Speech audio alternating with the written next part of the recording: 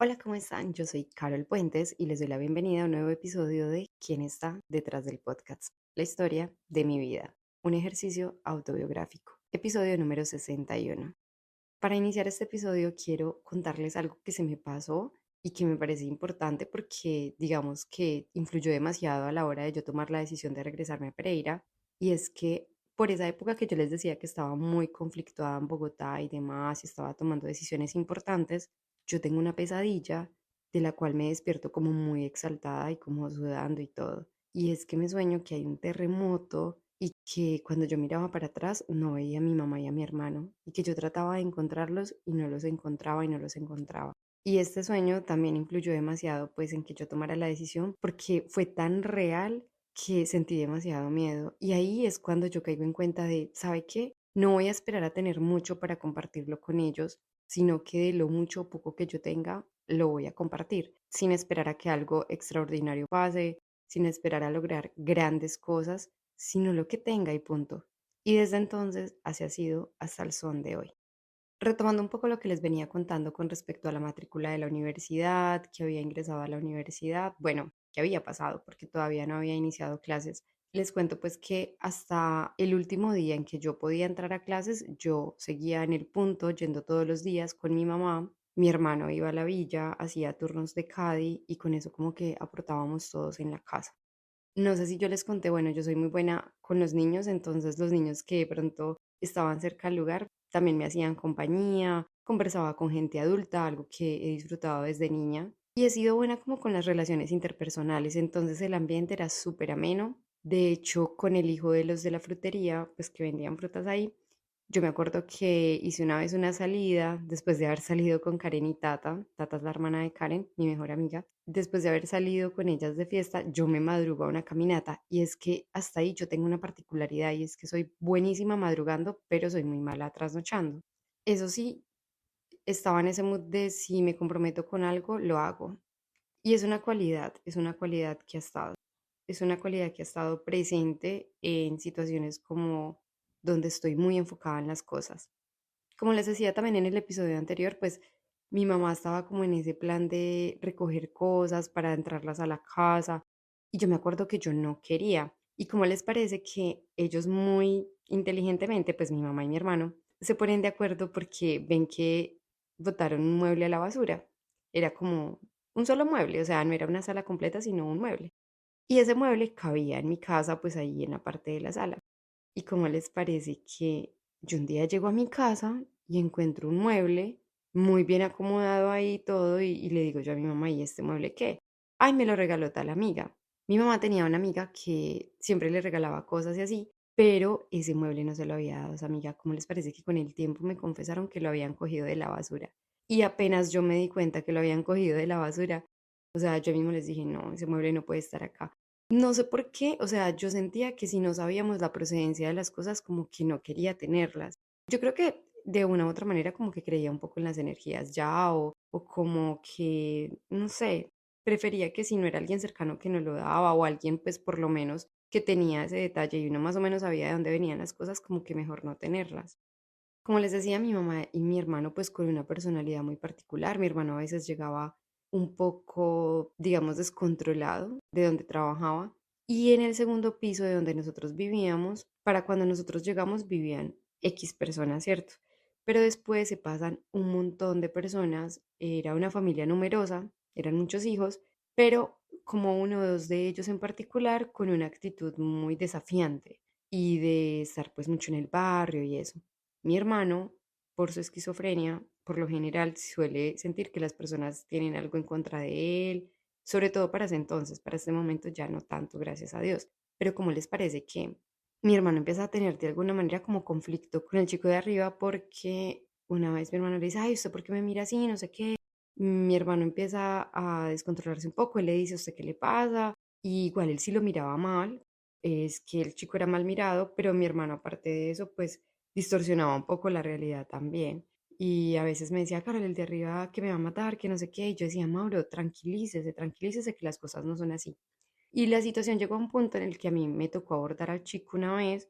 De hecho, me acuerdo que lo abordé por la ventana de mi cuarto que quedaba contigua a la puerta que daba hacia el segundo piso. Y lo abordo y le digo como, oye, yo necesito hablar contigo porque yo sé que tú tienes tu vida, tu forma de ser, tu personalidad, pero por favor, a mi hermano no le vayas a hacer nada porque le expliqué pues como la situación. Él sí ya como que lo había amenazado o me había dicho algo de que, ay, si su hermano tal cosa, no respondo. O algo había pasado así que yo tomé la decisión de hablar con él. Y me acuerdo que él, pues, como que fue un poco receptivo, no fue, digamos, súper amable, pero tampoco fue extremadamente cerrado a la situación.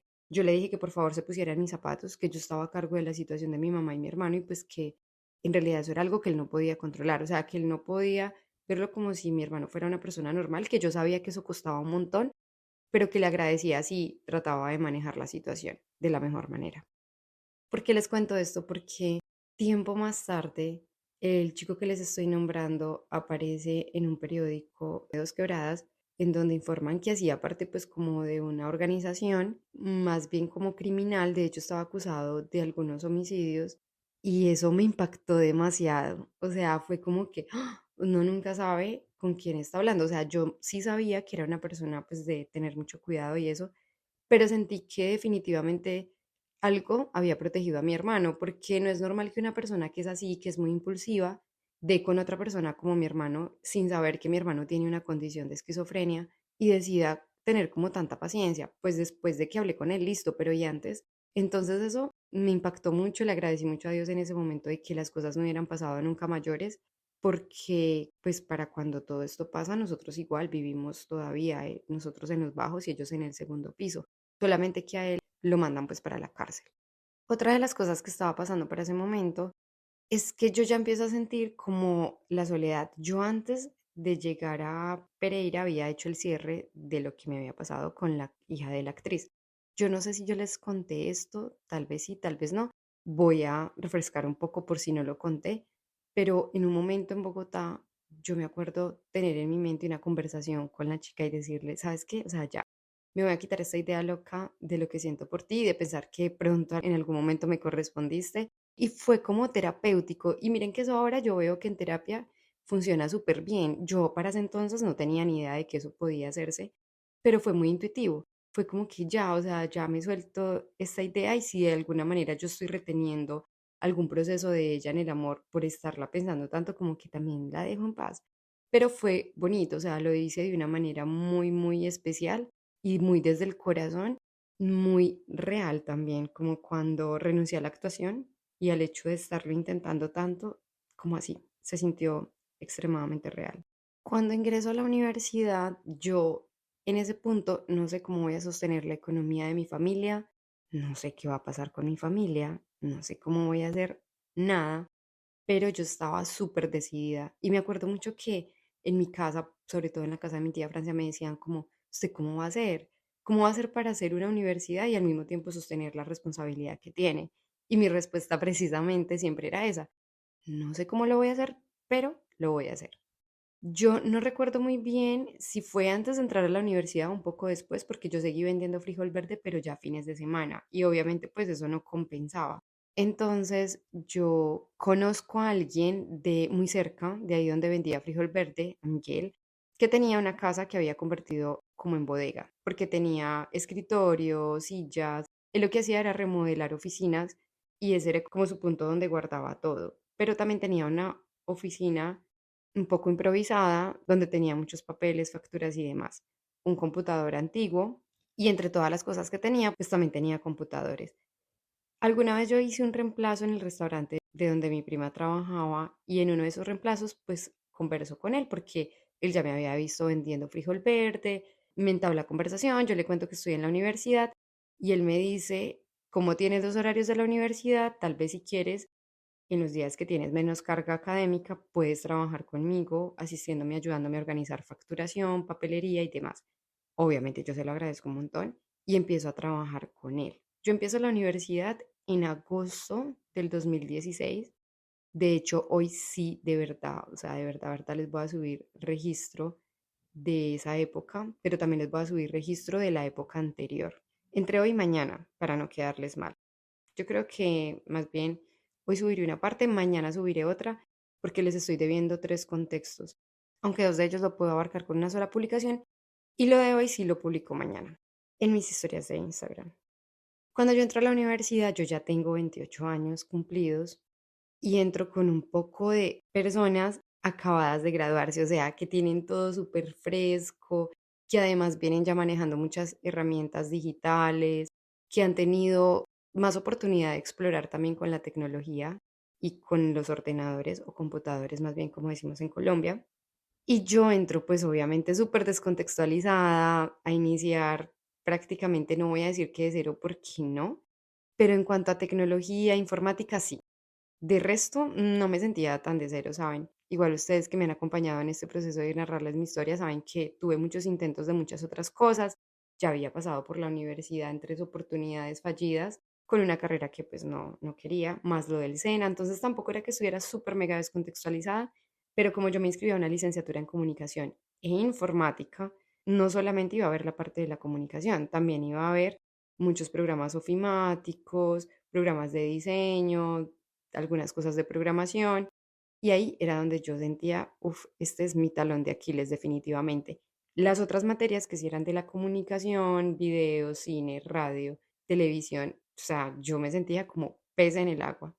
Para el momento en el que yo inicio mi carrera, o sea, yo obviamente pienso, yo no quiero ser docente, yo estoy haciendo esto porque no me alcanza para pagar una carrera privada donde me pueda dedicar solamente a la comunicación y ser periodista, pero sé que soy buena con las cámaras en cuanto a estar frente a la cámara, hablar frente a la cámara y ya.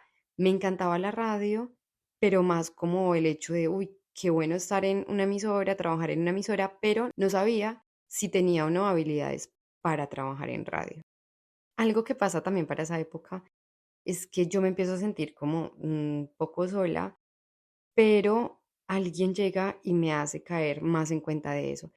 Empiezo a hablar con una de las chicas que yo intenté tener algo, yo creo que esto lo conté acá, que duramos como una semana, no duramos mucho, que es hermosa además físicamente, pero que como que no conectábamos con nuestras formas de ser. Y ella me pregunta cómo estás con alguien, no sé qué, yo le digo no. Ah, bueno, y además porque con ella me había visto antes de irme para Pereira en una rumba ahí en Teatrón, que es un lugar muy conocido en Bogotá. Creo que también alguna vez ya les hablé de Teatrón acá. Y me veo con ella y con la novia, entonces como que teníamos contacto siempre. Pues como les parece que ella se va para Estados Unidos y estamos chateando y me dice como, Carol, ¿estás con alguien? Y yo le digo, no, estoy sola. Y me dice, pero llevas mucho tiempo sola, ¿cuántos llevas sola? Y ahí es cuando yo como que hago la cuenta y le digo, tanto, que si no estoy mal, eran 4 años, o estaba próxima a cumplir los 4 años sola, literalmente, sin arrocitos en bajos, o sea, literal, sola. Aquí voy a hacer un paréntesis y es que creo que gran parte de lo que hizo que yo estuviera sola durante tanto tiempo era no haber superado a la hija de la actriz. O sea, era como en plan, no soy capaz de abrirme al amor si tengo o estoy pensando en alguien más, o sea, si tengo a alguien en mi cabeza o si siento que tengo a alguien en mi corazón.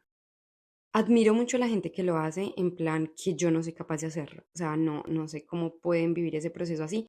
Yo siempre necesito como cerrar, sanar primero y cuando ya suelto las cosas es cuando me siento disponible. Pues para esa época, digamos que obviamente ya había pasado un muy buen tiempo en que yo había cerrado ese ciclo, me sentía disponible, pero no sabía que me sentía tan sola, aunque algo sí sentía de cómo voy a conocer a alguien, porque yo no soy muy, digamos, como abierta a las plataformas, como les digo, para esa época pues yo no tenía tanto contacto con la tecnología, entonces tampoco era súper experta en el tema. No era de salir a lugares de ambiente, pues en plan levante, sino de ir y disfrutar y ya, pero no iba en plan, uy, a ver qué hay, como pescar, no. Cuando ella me hace esa pregunta, pues sí, yo le respondo que tanto, me dice, oye, hay una aplicación súper buena y me acuerdo que la aplicación se llamaba algo así como Moops y me dijo, es muy tipo Facebook y eso fue lo que más me convenció de utilizar la aplicación porque me dijo, no es para ligar, no es para quedar con alguien y que tengas que tener algo, no, sino simplemente como para ser amigas, para conversar, incluso amigos también, puedes publicar cosas, la gente le puede dar like. Eso me llamó la atención. Y cuando yo ya estoy en la universidad, pensándolo después como de 15 días y comentándolo también en mi casa, porque eso he tenido yo con mi tía, con mi Alexa, que es como mi hermana también, que es mi hermana, realmente. O sea, los hijos de mi tía Francia son mis hermanos, que son Steven, Alexa y Meli. Entonces, con Alexa yo conversaba mucho el tema y le decía como, oye, mira, no sé si descargar esta aplicación. Después la descargué, me acuerdo que juntas mirábamos como las personas que había, no sé qué, si alguien me hablaba les mostraba, bueno.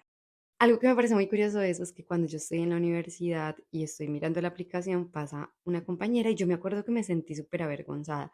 Ya ni siquiera sabía lo que yo estaba haciendo en el celular, pero me sentí como si estuviera haciendo algo malo. No sé, me parece chistoso eso porque digo, o sea, qué bobada, a veces uno es como muy mojigato en el sentido de que le pone mucha malicia a cosas que literalmente no la tienen, porque pues primero no estaba haciendo nada malo y segundo, pues igual hace parte como de la intimidad de uno.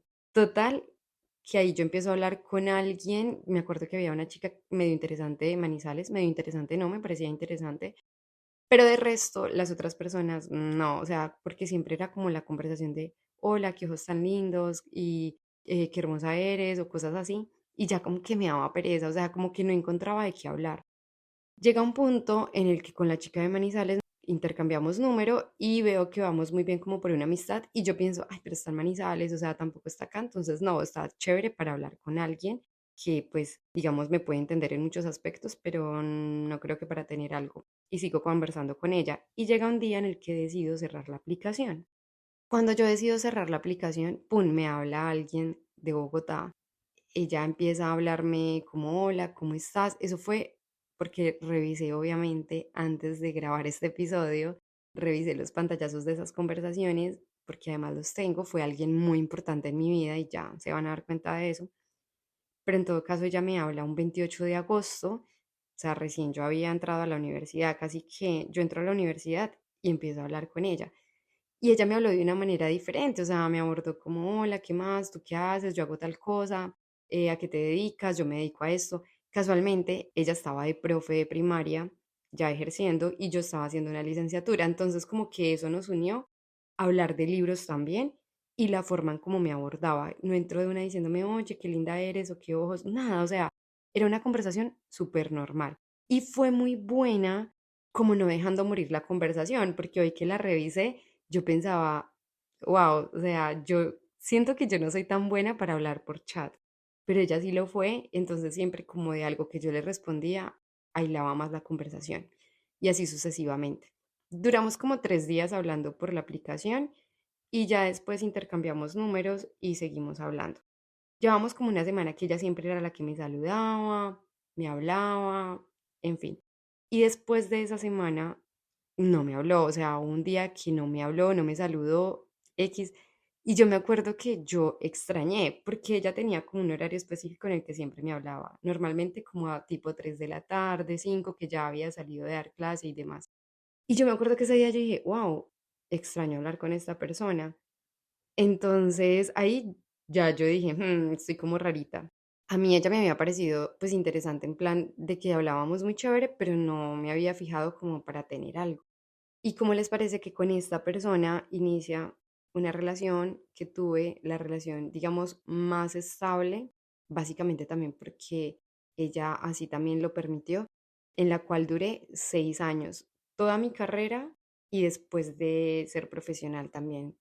Entonces, como sé que entro a hablar de temas muy recientes, porque son relativamente recientes, mi relación se acabó, más bien yo le puse fin cuando llegué a España como a la semana, tal vez, o a los 15 días de haber llegado a España. Y después de esa persona, pues yo no he estado con nadie más, aunque yo les dije que no les iba a contar nada de España, sí les cuento que estuve muy, muy enamorada de alguien, pero no fue correspondido. Pero después de ella, o sea, cero. Es decir, que llevo 2 años y medio, sí, soltera. Habiendo hecho este paréntesis y porque es una persona que fue demasiado importante en mi vida, fue una gran maestra en lo bueno y en lo malo, entre comillas lo malo, porque pues finalmente son aprendizajes, quiero contarles y abrirles mi corazón para decirles que me ha costado mucho pensar en cómo voy a abordar los temas de esta relación.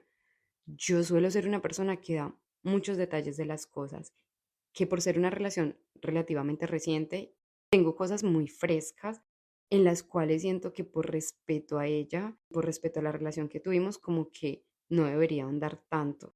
Voy a tratar de contar cosas muy puntuales, no voy a adentrarme tanto en los detalles, Solamente aquí haciéndoles un poco de spoiler, igual ustedes me van a acompañar en estos episodios que quedan, en donde también pues van a entrever muchas cosas, pero a grandes rasgos, o sea, como les digo, sin hacer mucho énfasis, sin adentrarnos mucho, pues van a ver que la relación se acabó por una acumulación de varios sucesos, de situaciones que realmente eran para haber acabado la relación desde mucho antes.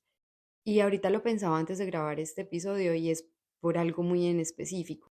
Es muy diferente cuando alguien, no sé, digamos, no es muy organizado y la otra persona es muy organizada y empiezan a trabajar en qué vamos a hacer para manejar esta situación, porque yo soy muy ordenada y tú no.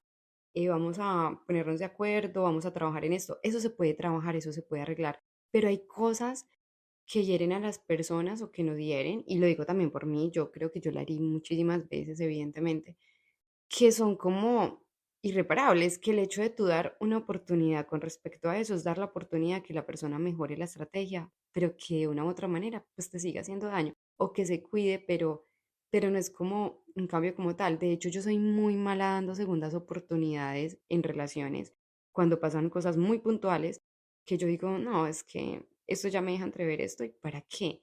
Perdono, pero no significa volver con esa persona. Pues con esta persona, en esta relación, yo sí tuve muchas oportunidades, muchas.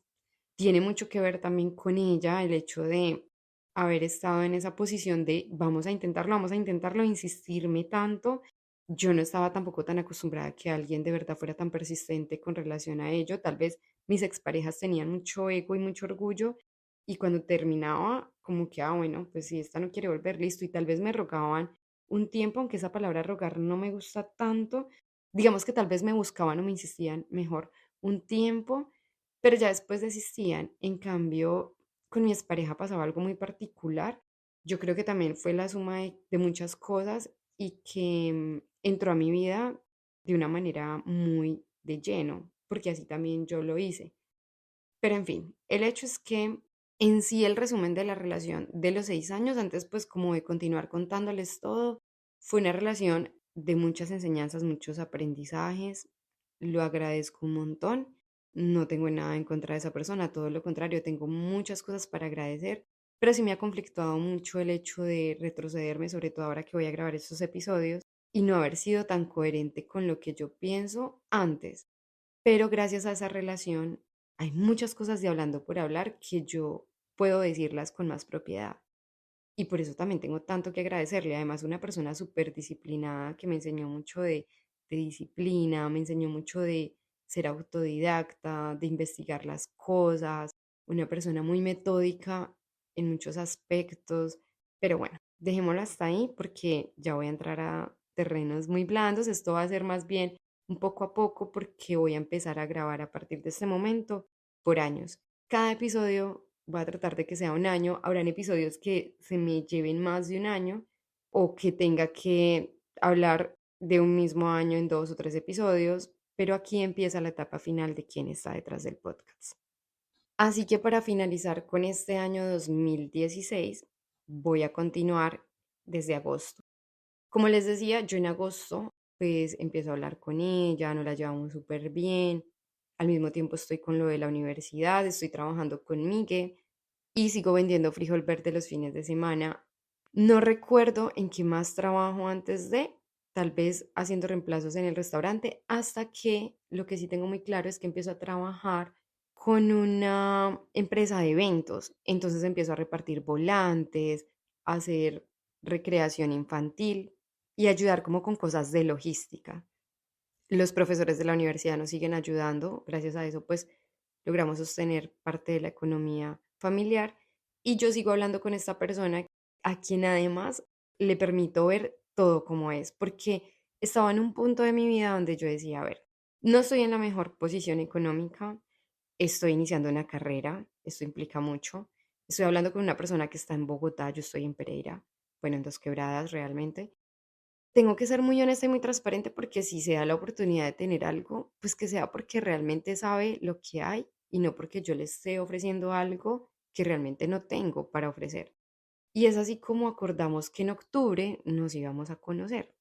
Resulta que como yo les conté, Pues yo al principio no me había fijado en plan tener algo con la persona, pero cuando yo siento que la extraño, ahí ya empiezan a nacer cosas, ella ya me empieza a hablar un poco más bonito, yo me empiezo a alegrar con sus mensajes y hay un día en especial que hablamos por teléfono, nosotras no habíamos hablado por teléfono ni por videollamada, pero ella me dice como, oye, mira, voy a hacerme un tatuaje con mi hermano, es un tatuaje que requiere de muchas horas, voy a estar mucho tiempo en el lugar, te puedo llamar y me acompañas un rato. Y yo le dije que sí, que no había problema.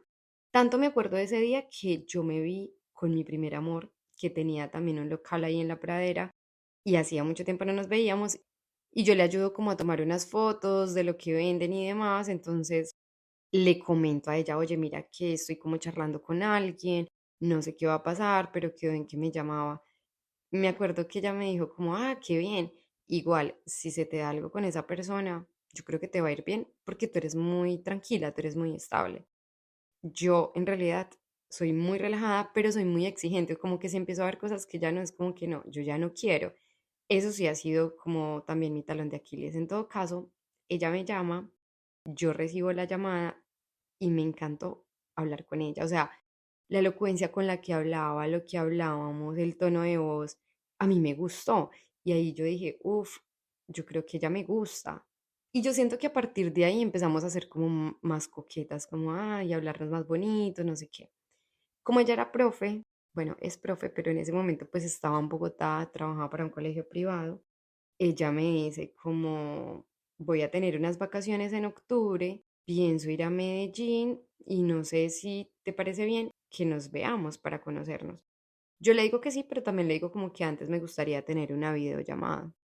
Nosotras tenemos una videollamada, pues hasta ahí todo bien, o sea, pues yo quería saber que la persona era real y acordamos que iba a pasar como, no sé si un día o 2 días en Medellín donde una amiga y luego llegaba a Pereira y pasaba el resto de días porque iba a tener, si no estoy mal, 8 días libres.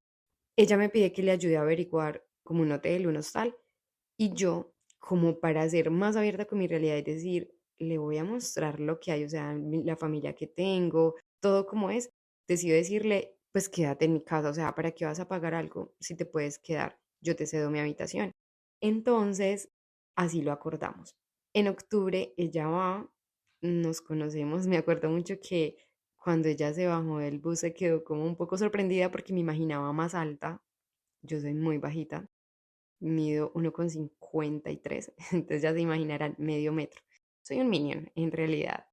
En todo caso, ya me imaginaba más alta y yo no me acuerdo qué le dije, porque sí como que nos dijimos como, ay, qué expectativas tenía. Yo la veo, o sea, normal, yo no me acuerdo en sí qué fue lo que le dije, pero sí me acuerdo de ella bajándose del bus y sintiendo mi corazón a mil, pues porque obviamente era la primera vez que nos veíamos físicamente, en persona. De ahí nos vamos para la casa. Ella llega tarde porque el bus se retrasa o no sé qué fue lo que pasó, hubo trancón y llega muy a la medianoche. Entonces cuando llega ya en mi casa están durmiendo, si no estoy mal, mi mamá no la conoce ese día. Yo la llevo a mi habitación y me quedo conversando con ella. Y total que ya a partir de ahí, ya, o sea, ya sabíamos que íbamos para algo. No lo habíamos dicho como tal en ese momento, pero hubo feeling, nos entendimos, o sea, bien. Yo logro culminar mi primer semestre de universidad muy feliz porque estoy dedicándome a estudiar lo que quiero. Desde que entré a la carrera, siento que como que en vez de tener dudas tenía muchas certezas. Y ahí yo me comprometo tanto con la universidad que soy muy honesta con ella y le digo, mira, si quieres, porque es que además, en ese mismo octubre, como a los 2 o 3 días de estar en mi casa, me dice como, bueno, ¿y tú y yo qué? Y yo soy muy boba, o sea, yo soy muy charra en realidad a veces, y yo como que no las cojo tan rápido, y yo no entendía, o sea, me decía, ¿y tú y yo qué? Y yo, ¿y qué o qué? O sea, y de verdad no las cogía, hasta que me dice, sí, o sea, ¿qué va a pasar con nosotras? Porque ahora yo me voy, y yo lo que hago es decirle como, ¿quieres ser mi novia? Y me dice, sí, y bueno, empezamos literalmente esa misma semana, porque cumplíamos mes y luego años los 11 de octubre, de eso sí me acuerdo. Total que yo soy muy clara con ella y le digo, mira, tú sabes que estoy haciendo una universidad, que sepas que yo no me voy a mover de mi ciudad hasta que termine la carrera. Yo estoy casada con la universidad, voy a tener un noviazgo contigo, pero estoy casada con la universidad hasta que la termine. Mi carrera es muy importante para mí, tengo la responsabilidad de mi mamá y mi hermano, o sea, es como, esto es lo que hay, dime si estás dispuesta. Y pues ella aceptó, digamos, esos términos y condiciones. Yo no tenía muchas cosas que aceptar porque pues ella era independiente, pagaba una habitación para esa época, tenía su trabajo, su responsabilidad ella era misma. Entonces, como que por el lado de ella, digamos que las cosas eran más fáciles. Lo único que pesaba por ese lado es que no era una persona que fuera homosexualmente abierta, es decir, en su casa no lo sabían, ni sus hermanos, ni nadie cercano. Y creo que sabía una que otra compañera, o tal vez les empezó a contar durante la relación que tuvimos. Creo que sí, creo que les empezó a contar cuando ya iniciamos la relación a unas compañeras del trabajo. Entonces, esa era una diferencia que después pesó demasiado, porque hasta ese punto, si ustedes caen en cuenta, pues yo siempre he sido la amiga de mis ex en sus casas. Y aunque su familia no vivía ni en Bogotá ni en Pereira, sino en Cúcuta, entonces no era como que y fuera a tener un acercamiento con la familia, tampoco ni siquiera como amiga. Digamos que eso al principio fue lo que lo hizo fácil, pero también después cobró mucho peso. Para el siguiente semestre de universidad, que ya va a empezar en el 2017, yo sí puedo matricular materias, yo sí puedo organizar mis horarios y ahí yo empiezo como a ser más estratégica. Yo me acuerdo que para ese final de año yo hago un compromiso conmigo y es, voy a adelantar todo lo que más pueda de materias, porque además ya después de unos semestres uno podía adelantar electivas, cosas así. Y yo empiezo a mirar esas opciones en plan, no me puedo dar el lujo de estar tanto tiempo en la universidad o perder tanto tiempo porque yo tengo que trabajar. Es decir, que mi estrategia era, entre más carga académica tenga al principio, más libertad voy a tener en los últimos semestres de la carrera para dedicarme más a trabajar y pues ya voy a tener más conocimientos. Y esa era la estrategia que estaba planeando para el futuro año.